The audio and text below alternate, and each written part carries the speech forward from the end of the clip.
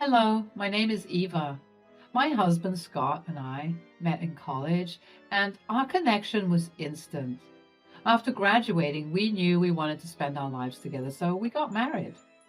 In the beginning, our relationship was filled with love and happiness. We supported each other's dreams and celebrated our achievements together. When our two adorable children came into our lives, our bond grew even stronger. We were a team, navigating parenthood side by side. Soon, Scott's career took off. His success involved him starting to go on business trips. At first, I had no issue with it because it meant a better life for our family. I admired his dedication and work ethic. However, the trips became more frequent. I began to feel overwhelmed. Juggling work, taking care of the kids, and managing the household on my own became increasingly challenging. Hey, love, can we talk about something that's been bothering me? Of course, babe, what's up? Those business trips you've been taking, they've been tough on me. I feel overwhelmed trying to handle everything by myself. I get it. I'm sorry for adding to your stress, but you know how important those trips are for my job, right? I understand that, love. I've always supported your career, but lately the trips have been too much. I need more support and time together as a family. Okay, I see where you're coming from. I'll talk to my boss about reducing the trips, but it might not happen right away. Thanks, love. It means a lot that you're willing to listen. We can find a balance that works for both of us and our kids. Of course. I love you, babe. I want to make things better and be there for you all. We'll figure it out, I promise. I love you too, darling. Scott didn't go on a business trip for the next 3 months. I finally felt better and much more supported. However, things took a drastic turn when Scott began acting strangely. He started leaving the house for errands that seemed insignificant, but they took up an excessive amount of his time. I didn't think much of it at first, but looking back, those were warning signs that I failed to recognize. One morning, Scott woke me up in a panic.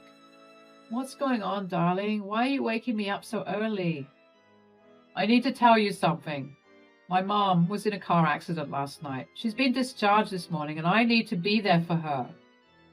Oh my God, is she okay? What happened?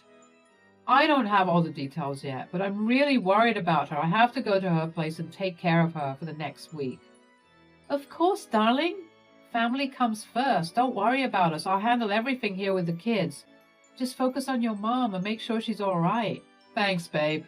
I'll try to keep you updated, but I might be really busy taking care of her. No problem. We're here for you. Just let us know if there's anything we can do to help. Take care of your mom and yourself. I will. I love you and the kids. I'll be back as soon as I can. We love you too, darling. Stay strong. And remember that we're here for you. Take care of your mom, and we'll be waiting for you to come back. I decided to take the day off work and prepared a meal for my dear mother-in-law, Kathy. My relationship with Kathy, my mother-in-law, was a rare and beautiful bond that grew stronger over the years. From the moment I met her, I felt an instant connection. She welcomed me into her family with open arms, accepting me as her own daughter. Our relationship was filled with love, warmth, and mutual respect. Kathy and I developed a deep mother-daughter relationship. We would spend hours chatting, sharing stories, and supporting each other through life's ups and downs. She became my confidant, offering guidance and wisdom whenever I needed it. Kathy's presence brought comfort and a sense of belonging to my life. Whenever we visited Kathy, she would shower my children with love and affection. They adored their grandmother, and she adored them right back. She was their biggest cheerleader, attending their school events, baking cookies with them, and creating treasured memories together. Kathy's love for her family was unconditional, and it radiated through every interaction. So when Scott told me about his mother's supposed accident, my immediate response was a concern and strong desire to be there for her. I spent an entire day preparing a meal for Kathy. When the kids got back from school, the three of us baked and iced cookies to give Kathy. With the kids' help, we prepared get-well-soon gifts and loaded up the car with the food and cards. I dropped off the kids at my brother's place for a few hours and embarked on a 3-hour drive to Kathy's house. For a fleeting second, I wanted to contact Scott and tell him that I would be arriving there soon, but decided against it. 3 hours later, I arrived at Kathy's place. However, I could not see Scott's car in the driveway. I assumed he must have been out getting groceries. I didn't know the extent of Kathy's injuries, so I hoped she was okay enough to open the door for me. I rang the doorbell and Kathy opened it, but surprisingly, Kathy opened the door looking healthy and completely unharmed. "Oh my, what brings you over, Eva dear?" "Mom, how are you feeling? Are you okay?" "Of course I'm okay. I may be a grandmother, but I'm not that old. Well, it's just that Scott woke me up this morning to tell me that you were in an accident last night and you just got discharged from the hospital this morning. He said he'll be here all week taking care of you. I spent all day making you comfort food and the kids baked you your favorite cookies. The kids even made you get well soon cards. I thought I'd surprise you guys." "Oh, that's so sweet of you guys, but, I have to ask, accident?" "What accident? I'm perfectly all right, and I haven't seen Scott. He definitely didn't stop by here.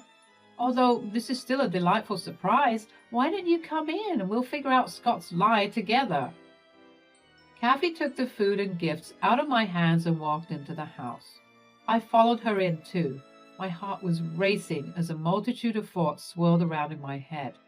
Why had Scott lied? And why was his lie so grim? Kathy brought me a cold cup of water and sat down next to me. She placed her hand on mine, effectively pulling me out of my head.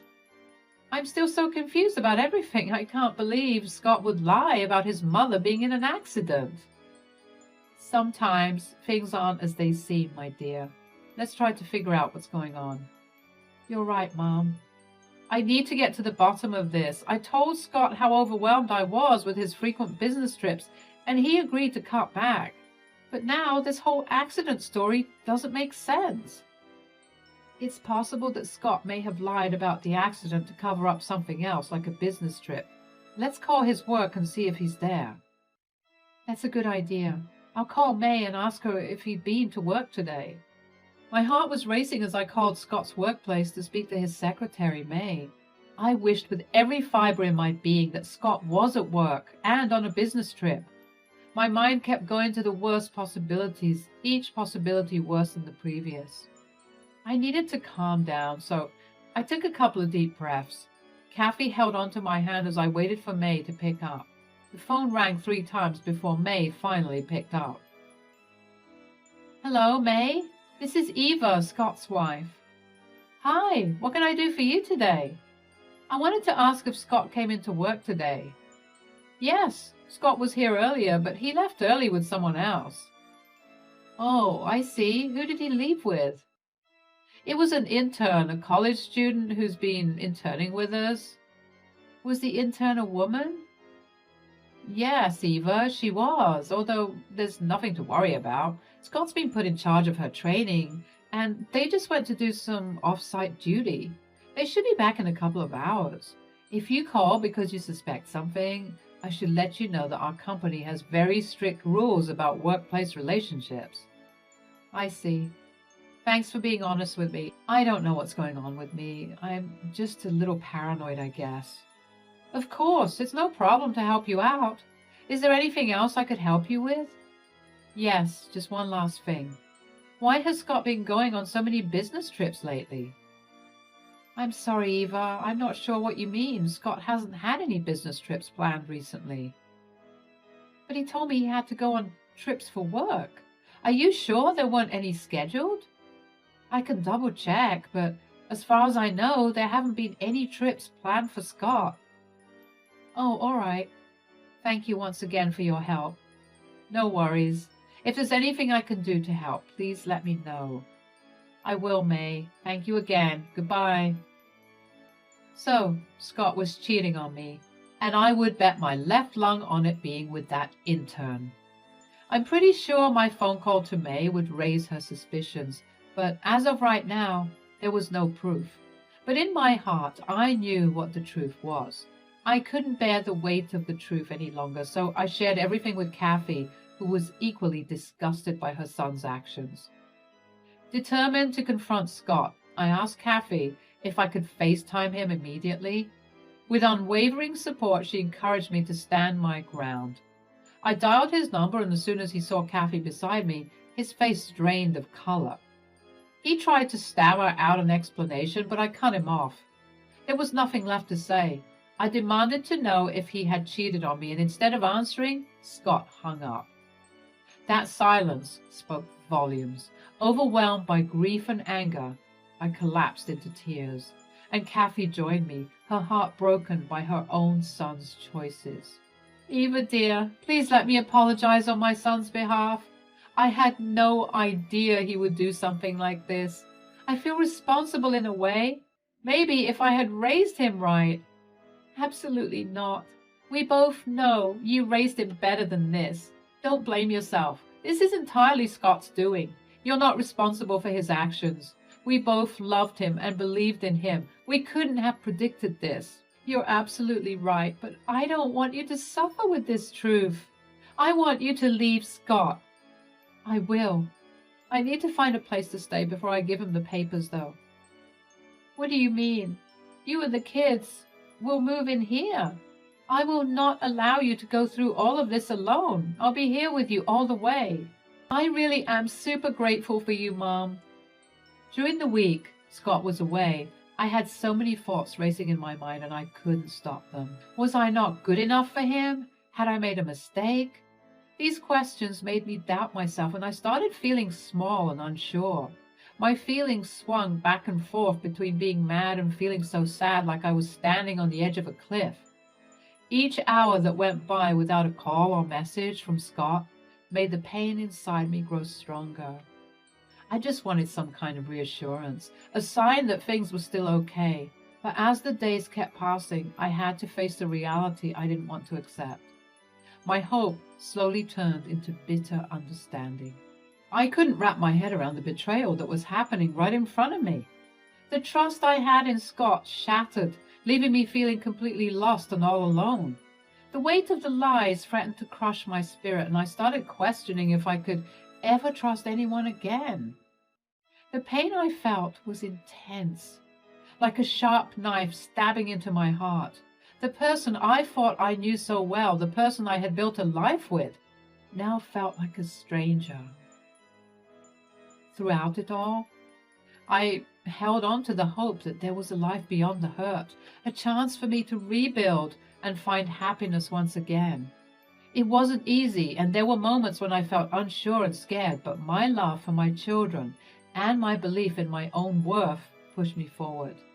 By taking that leap, I showed myself that I had the strength to stand up for what was right and to demand the respect and love we deserved. Filing for divorce wasn't just about protecting myself, it was about taking back my power and finding my voice. I filed for divorce, citing infidelity and child neglect, seeking full custody of our children. When Scott returned home, I greeted him at the front door with the divorce papers in my hand. He tried to greet me with a nervous hello, but I silently handed him the papers. "Are you kidding me, Eva?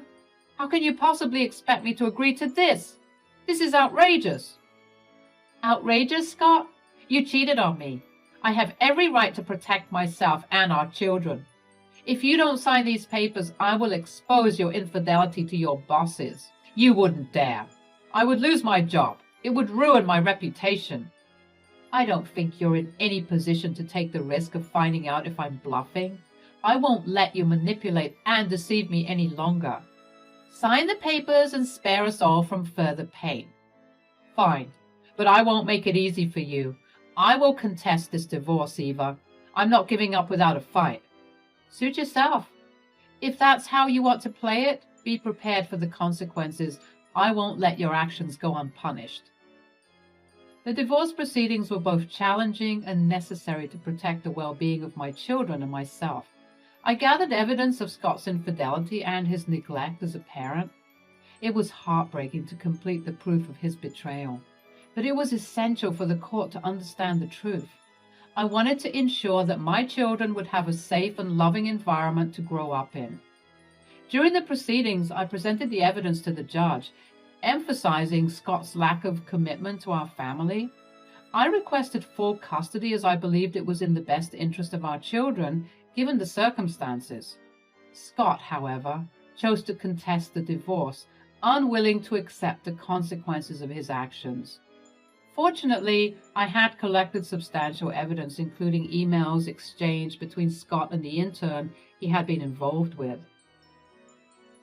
I discovered these emails by chance, as Scott had logged into his account on my laptop and forgot to sign out. This evidence strengthened my case and proved the extent of his infidelity.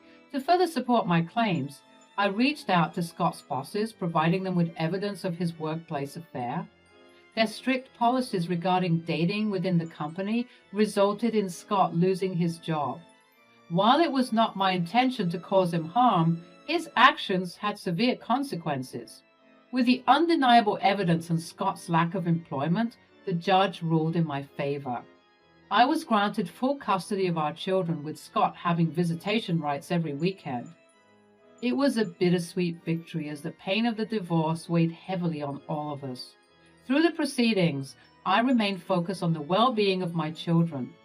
It was a challenging and emotional time, but I knew that ending a toxic marriage was the right decision. As the divorce was finalized, I felt a mixture of relief and sadness. It marked the end of a chapter in my life and the beginning of a new one. Kathy's support and the love of my children gave me the strength to move forward and rebuild our lives. The aftermath of the divorce was a mix of relief, healing, and new beginnings. After the divorce was finalized, my children and I moved with Kathy, my wonderful mother-in-law, who had become a pillar of strength and support for us. Her home provided a safe and nurturing environment where we could rebuild our lives. However, the transition wasn't without its challenges. Scott, my ex-husband, showed up at Kathy's doorstep, seemingly seeking refuge. "Scott, I can't believe you dare show up here after what you've done to Eva and the kids. You need to leave." "Mom, please. I have nowhere else to go. I need your help." "Help? You think I would support you after all the pain you've caused? You lied, cheated, and broke our family apart. I won't tolerate it. Leave now." "But Mom, I'm your son." "Yes, you are my son, and it breaks my heart to see what you've become. But my loyalty lies with Eva and the children. They deserve better than you. Now go before I do something I'll regret." It was a difficult moment, witnessing Kathy disown her own son, but her actions spoke volumes about her character and the depth of her love for us. She refused to enable his behavior and made it clear that we deserved better. At that moment, Kathy's strength and loyalty shone through, providing us with the assurance that we were not alone in this journey. With Kathy's continued love and support, we started to rebuild our lives. We created a new sense of normalcy, finding comfort in each other's presence. Kathy became not just a mother-in-law, but a cherished member of our family, filling the void left by Scott's absence. I focused on rebuilding my own life. I reconnected with old friends, pursued hobbies that brought me joy, and dedicated time to self-care. It was important for me to rediscover my own identity outside of marriage, and to find strength and happiness within myself. And so, that is the story of how a heart-wrenching betrayal led to a newfound strength for me and my children. I am eternally grateful for Kathy's unwavering support and the opportunity to start anew. Life may have dealt us a painful blow, but together we will heal and thrive. Thank you for taking the time to listen to my story. It has been cathartic to share it with you all. Remember, sometimes the deepest wounds can lead to the most incredible transformations.